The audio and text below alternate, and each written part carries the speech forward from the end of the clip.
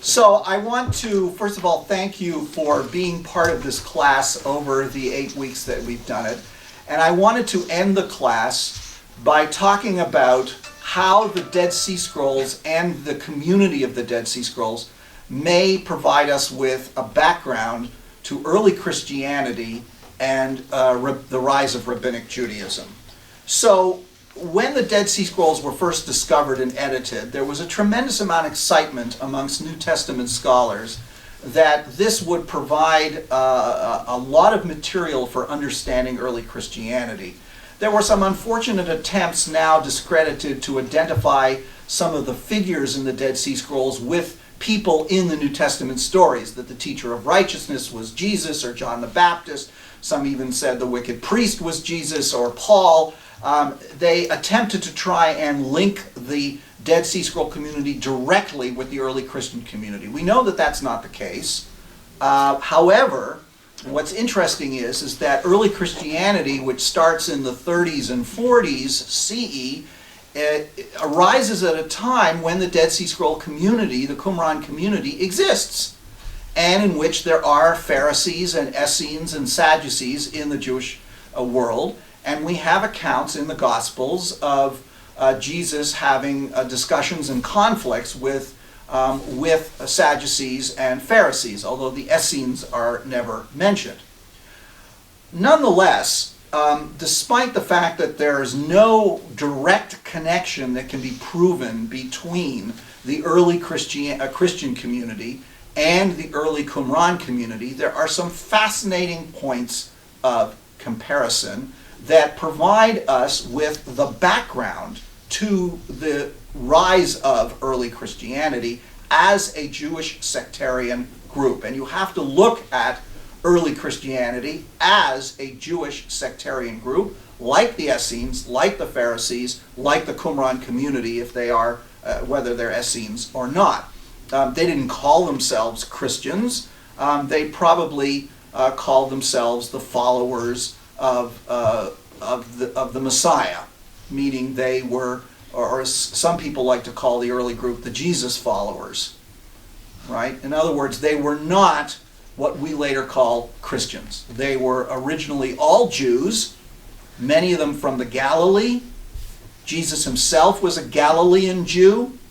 They spoke Aramaic, a Galilean Aramaic, and they knew the Bible or biblical texts in the Targums, the Aramaic translations. It's highly unlikely that Jesus knew Hebrew.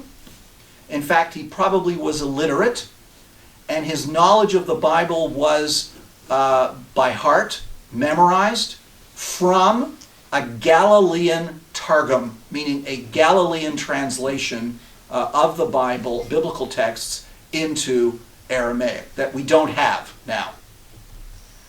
We know that Aramaic underlies probably the first three Gospels of Mark, Matthew, and Luke in many of its texts. These are called the Synoptic Gospels because they are parallel in many ways, and it may underlie some of the writings of Paul. The point is, although Paul knew Greek, the point is that before the discovery of the Dead Sea Scrolls, there were no texts, ancient texts, written in Hebrew or Aramaic that were known from the period that were contemporary with Jesus. Okay? All we knew of Jesus was from the New Testament itself, and possibly a reference in Josephus, which has been questioned as to whether it's authentic or not.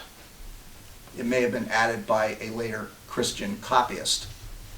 So the Dead Sea Scrolls, first of all, provide us with an enormous amount of literature from the time of the beginnings of Christianity itself, the early Christian community, the Jesus followers. And I want to point out several points of comparison. First of all, the similarities of language.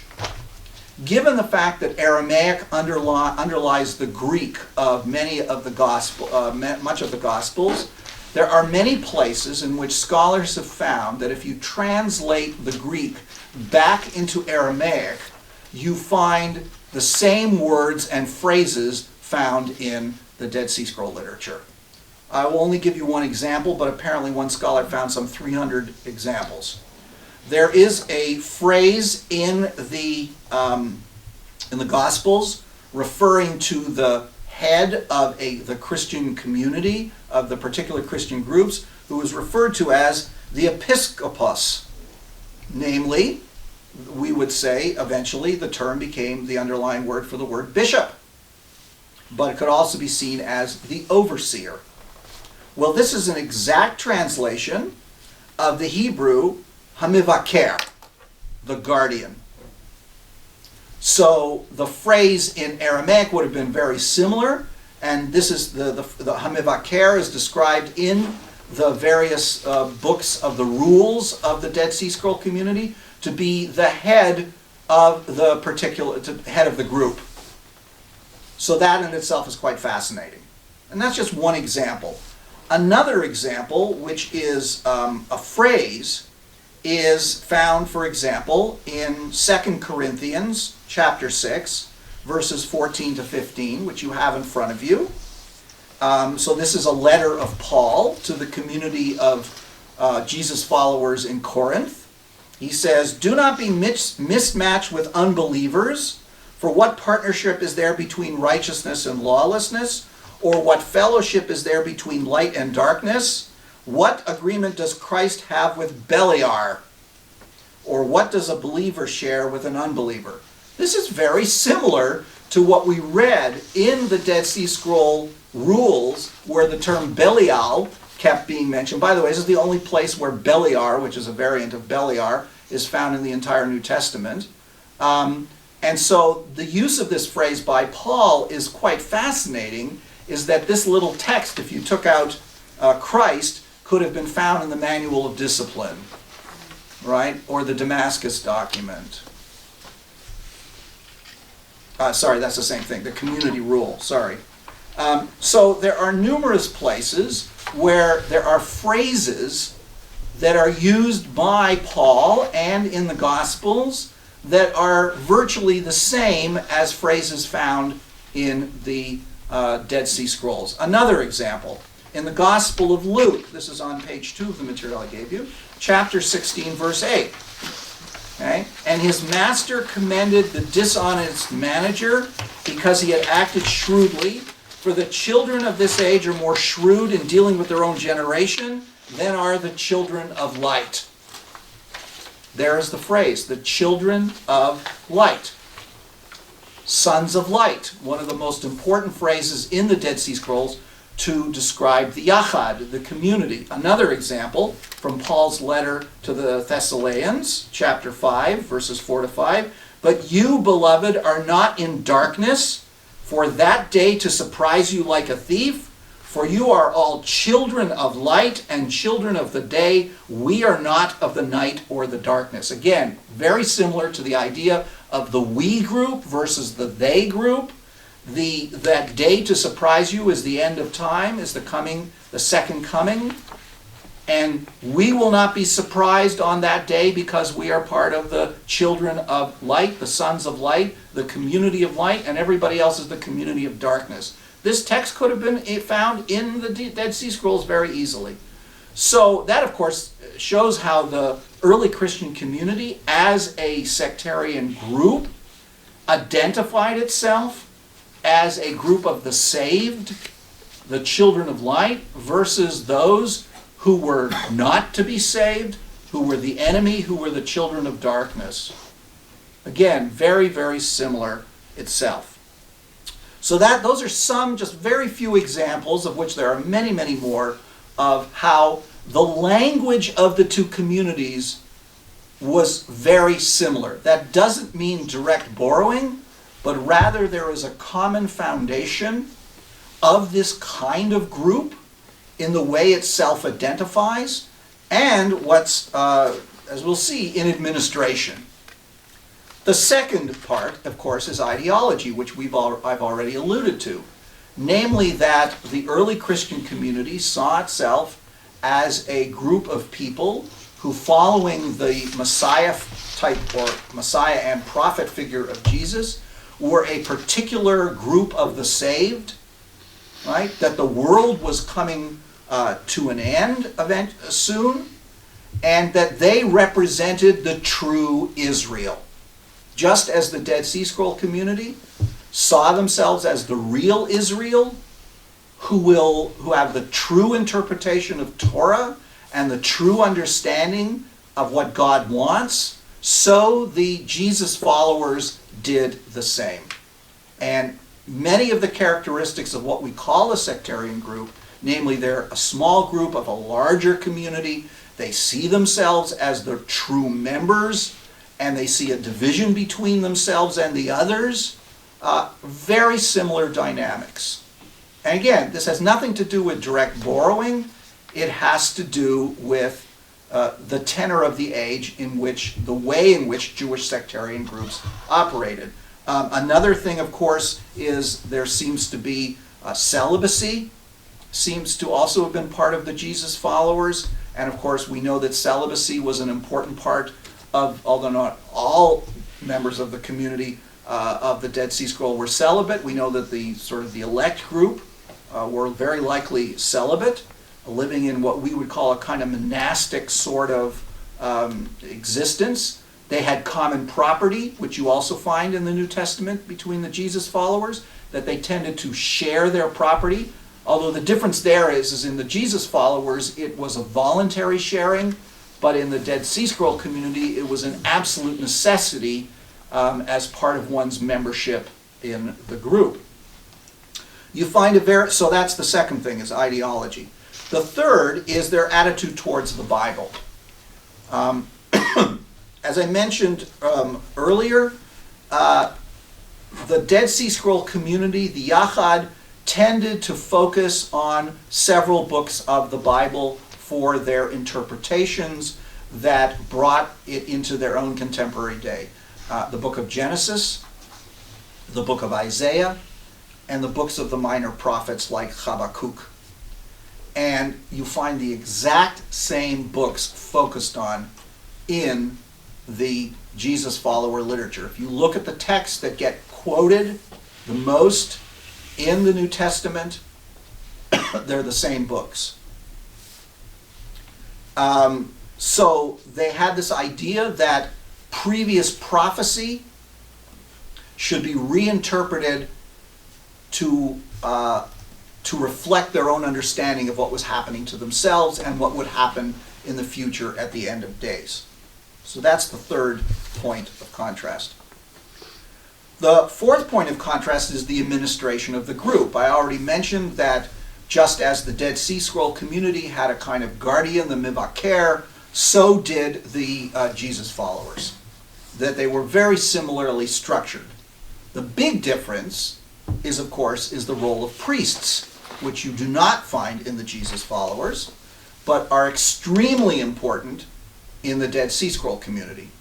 And this, of course, may reflect the makeup of the group, that the Dead Sea Scroll community may in fact have been primarily founded by dissident priests, whereas that is not the case with the Jesus followers.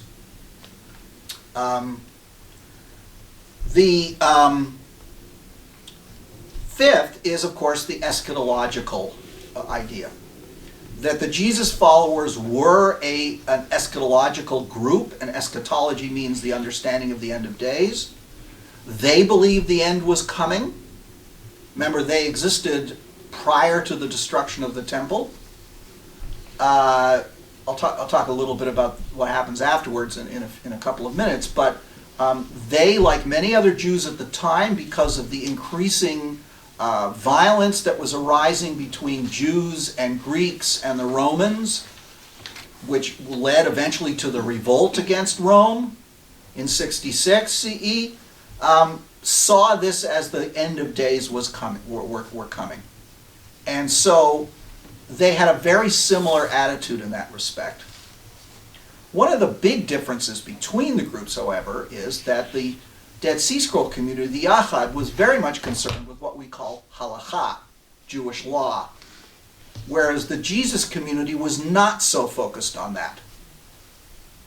The Jesus community, however, and if you read the stories in the Gospels of the conflicts, or the arguments between Jesus and the Pharisees, they're almost all about halakha. And they're about the kind of halakha that we saw when you look at the Dead Sea Scroll community's arguments against the religious authorities in Jerusalem in the MMT document, namely purity laws, Sabbath laws, kashrut laws, that sort of thing. So the topics are very similar to any of the sectarian arguments that was going on. So the Jesus followers, in some respects, were part and parcel of the same sectarian arguments that were going on between Pharisees and Sadducees and Essenes and so on and so forth. But they really did not fixate on halakha per se. And when you get to Paul and his version of the Jesus followers, you have basically the idea that the Gentile followers of Jesus didn't have to worry about halakha at all. And that, of course, became characteristic ultimately of what becomes Christianity. So even within the Jesus group, there are disagreements on the importance of halakha, and what came a kind of compromise is that halakha was for the Jewish members and not for the Gentile members. Because originally, the group were strictly Jewish. Jesus only spoke to the Jewish community, but it was Paul that began to expand the group to include Gentiles as well. Now, so those are the 5 areas of major comparison, and I've shown you the similarities, but also the differences. One of the most fascinating areas of comparison, however, is the story of John the Baptist, who is a precursor to Jesus. There are several birth narratives of John the Baptist found in the Gospels. We actually have a report of John the Baptist and his death in Josephus. And John the Baptist is therefore a pre-Christian sectarian. He's before the Jesus followers. Some scholars believe that, in fact, Jesus became part of John the Baptist's group, and that after his death, he took it over, and that the early Jesus followers were, in fact, the former members of the John the Baptist group. If you want to see how this can be very beautifully constructed and understood, I recommend Bruce Chilton's biography of Jesus called Rabbi Jesus. A wonderful attempt to reconstruct that, and he focuses a lot of attention on the relationship between Jesus and John the Baptist. So one of the things we know about John the Baptist is that he is seen from the time of his birth as someone who is a kind of prophet.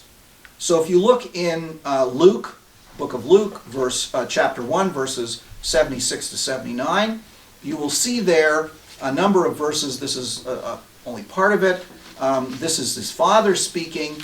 And you, child, will be called the prophet of the Most High, and you will go before the Lord to prepare his ways, to give knowledge of salvation to his people by the forgiveness of their sins.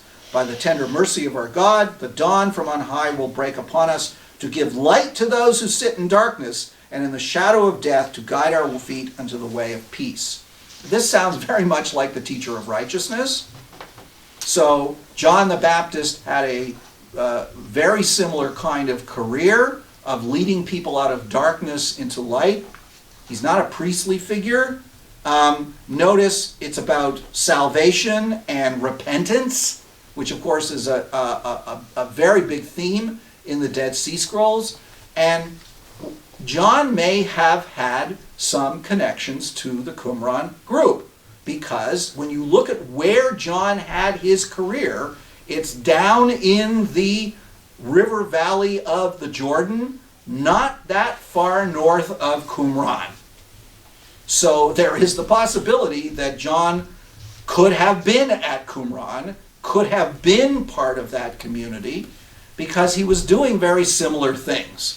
So for example, again, going to the Gospel of Luke, chapter 3, it says, in the 15th year of the reign of the Emperor Tiberius, when Pontius Pilate was governor of Judea, And Herod was ruler of Galilee, and his brother Philip ruler of the region of Iturea and Trachonitis, and Lysanias ruler of Albanae.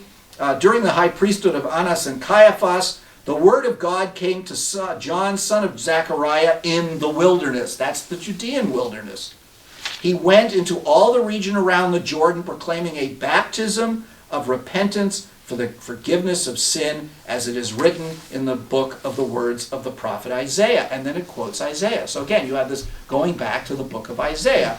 And he is spoken of as this revivalist figure who is going around and baptizing groups of people, in other words, immersing them in water to purify them, and bringing about a general level of return from sin. Now, another interesting point of comparison is found later on in the chapter, which is what he wore and his conflict with the Pharisees. So it says in Luke 3, verses 4 to 7, "Now John wore clothing of camel's hair with a leather belt around his waist, and his food was locusts and wild honey." Okay? So he's wearing very simple garments and eating very simple food, very similar to the Qumran people. Right? Then the people of Jerusalem and all Judea were going out to him and all the region along the Jordan, and they were baptized. Again, the word baptized has very Christian connotations. You could say immersed or purified by him in the river Jordan, confessing their sins. And of course, we know how at Qumran there were extensive immersion pools, and how the immersion in water was an important part of their ritual and an important part of their purification ceremony. And here I want to mention one other thing that I neglected to mention before, that the early Jesus followers, of course, where was their primary act of worship and fellowship? Was at a meal. And when you look at the accounts of the meals among the Jesus followers, it's very, very similar to the narratives found in the Damascus document and the community rule, that it seemed that the primary area, an act of worship and fellowship for the Qumran community, was at their meals. And of course, there's a lot of comparisons, therefore, to what has been called the Last Supper. Okay? Notice what then happens, going back to this text. He saw Pharisees and Sadducees coming down to be immersed, and he calls them a brood of vipers, and he attacks them, and says, in fact, the end is coming for you. So this hostility to the most important religious authorities is also characteristic, obviously, of the Qumran group. It is nowhere, by the way, does the term Essene appear in the New Testament, but it's quite possible that John was an Essene, as much as the Qumran community were Essenes. And his attitude towards the Sadducees and his Pharisees is very similar to the Qumran people's hostility toward the ruling religious powers in Jerusalem. So John the Baptist provides a fascinating possibility that there is a direct relationship between the Qumran community and the rise of the Jesus followers in the figure of John. That John becomes the teacher of Jesus, and even if John, obviously he left the Qumran community, or if he had been there at all, he was heavily influenced by it probably, and he develops his own following, his own group, and ultimately, therefore, he is a very important figure in terms of how the Jesus followers structure their own community. So if there is some kind of direct correlation, it's probably to be found in the career of John the Baptist. But generally speaking, we can say that the Qumran community, the Yachad, were not proto-Christians. What they were was in some ways, a typical Jewish sectarian group, probably Essenes. Again, this was probably the center of the Essene community, which had followers throughout the country, and that they may have been fairly influential in terms of their influence throughout the whole area. That's a kind of maximalist possibility. A minimalist possibility is that this is the milieu of the times, and that The early Jesus followers, therefore, in the creation of their group, were following the same dynamics that was common to the period, using similar phrases and language, basing themselves on similar prophecies, and that's the reason why we see so many points of comparison. So now I'd like to talk a little bit, and this is how we're going to end, with the Dead Sea Scrolls and Rabbinic Judaism. And this has to do a lot with the end of Jewish sectarianism. For it has been noticed that whereas in the Second Temple period, especially the latter half of the Second Temple period, from the time of the 2nd century until BCE, until the 1st century CE, there was an intense period of Jewish sectarianism with many different Jewish groups and all kinds of interesting sectarian literature being written. Following the destruction of the Second Temple, excuse me, it came to an end. There may have been some survival of the Sadducees after the destruction of the Second Temple, but the temple was the focus of their concern. The Essenes, as far as we know, ceased to exist. The other sectarian groups, such as the Zealots and the Sicarii, were also ceased to exist. And out of the wreckage of the Second Temple, only 2 groups survive. The Jesus followers, who are now increasingly becoming separate from the rest of the Jewish community by becoming more and more Gentile in their membership, and the rise of what we call the Rabbinic Jewish community. Now we have to understand 2 things. One of the reasons, the very basic reasons for the end of sectarianism were, most of them were killed in the war. A very simple explanation. That the Essenes were probably involved in the revolt, since we do find the names of Essenes and Josephus being part of the revolutionaries. The military sectarians, the Zealots and the Sicarii, certainly were killed off, and we know that the Qumran community was destroyed by the Romans. Also, the Jewish Jesus followers were centered in Jerusalem around Jesus' brother James. And although he died before the war, it's very likely that the mother church, so to speak, of the Jewish Jesus followers was also destroyed in the war because they were in Jerusalem and they didn't get out. And although we do find some Jewish followers of the Christian community up until even a century later, they increasingly become marginalized and eventually are actually seen as a heretical group.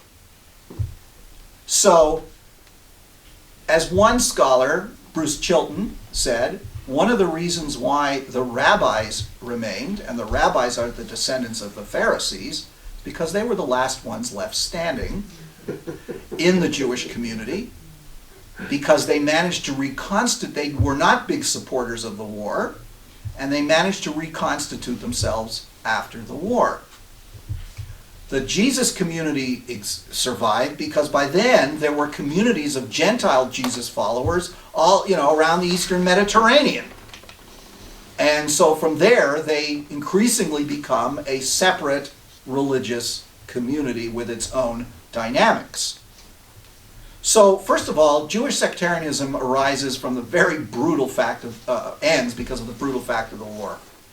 The second reason why it ends is probably because of the destruction of the temple itself. Because the temple, paradoxically, and I'm basing this on the work of my own teacher, Professor Shia Cohen, the paradoxical status of the temple is that it was the most holy place for the Jews of the Second Temple period, and therefore a unifying place and symbol. And yet, it was also what caused a lot of the divisiveness. When you look at the sectarian struggles between the various groups, it's about the management of the temple. Everybody agrees that the temple is holy. Nobody can agree upon how it should be run and who should be in charge. So much so that groups like the Qumran community basically said it was it could no longer be saved and was going to be destroyed.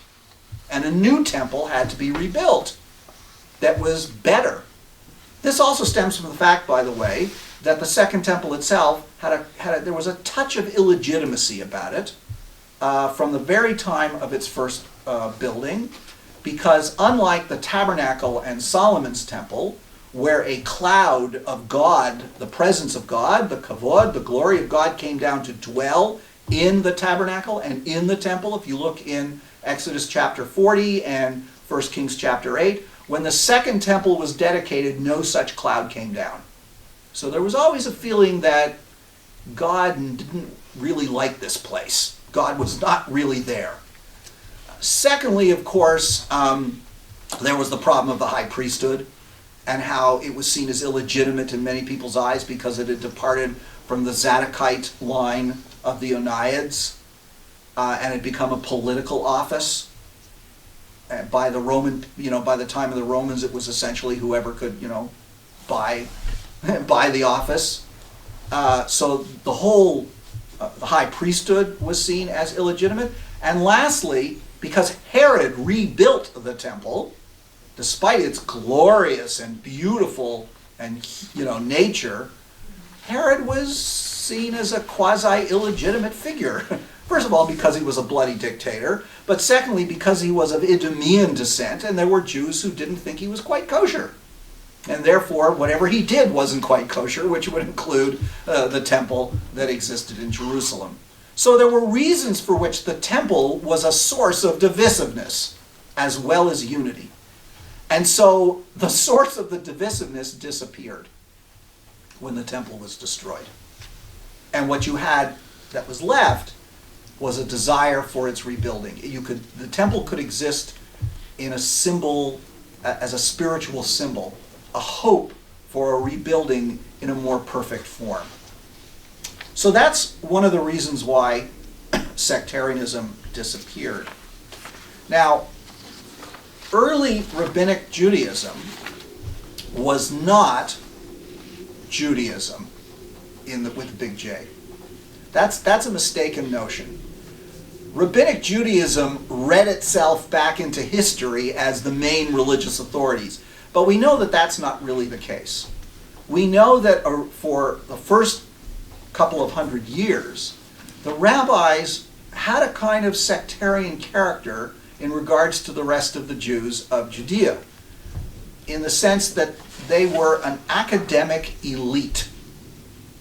Their families, their children, their slaves, small groups of followers, in effect created a rabbinic ivory tower.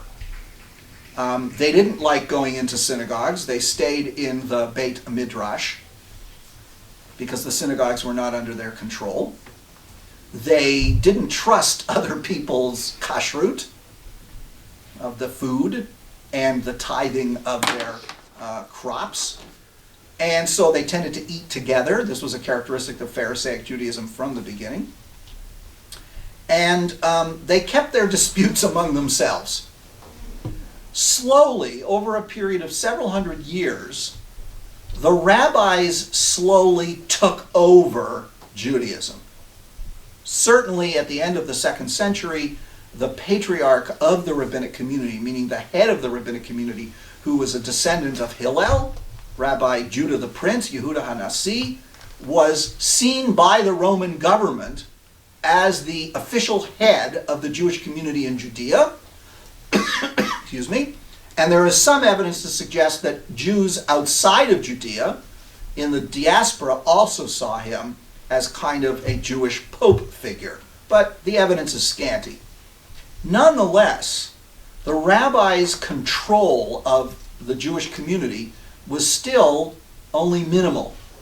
And it was only, well again, this is an argument among scholars, it was probably only in the 5th or 6th centuries CE that Rabbinic Judaism becomes Judaism with a big J.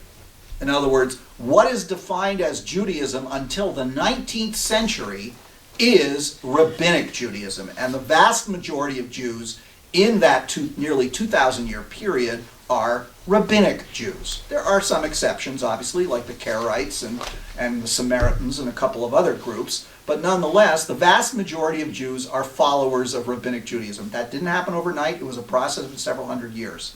Now, one of the interesting things about the characteristic of Rabbinic Judaism, which cuts it off from the whole milieu of the Dead Sea Scroll community, unlike the Jesus followers, of course, is the end of Jewish apocalyptic attitudes.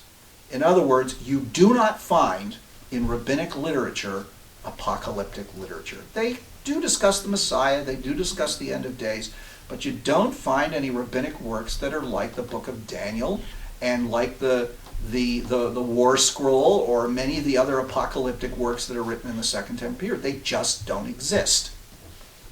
And this is part and parcel of the rabbinic attitude towards Messianism in general, which after the Bar Kokhba revolt of 132, the rabbis essentially retreated from activist Messianism. The rabbis had some of the rabbis had participated actively in the Bar Kokhba revolt, which was created around a figure of a guy named Shimon ben Kosiba, who was called Bar Kokhba, son of the star, based on a prophecy in the book of Numbers. And it led to a war that was even worse than the war that destroyed the Second Temple. Hundreds of thousands of people died. That was when Judea was then probably turned into a pagan city. It may have happened before, and that may have been one of the causes of the outbreak of the revolt. We're not really sure. But certainly after that, the Romans turned Jerusalem into a completely pagan city, which the Jews were excluded originally from being part of. They were heavily persecuted after the Bar Kokhba revolt by the Emperor Hadrian for several years. And what happened is that the rabbinic community withdrew from any notion of activist Messianism and downplayed it in Rabbinic Judaism. Which is not to say that they never, stopped believing in the coming of the Messiah. It's just not a big part of it.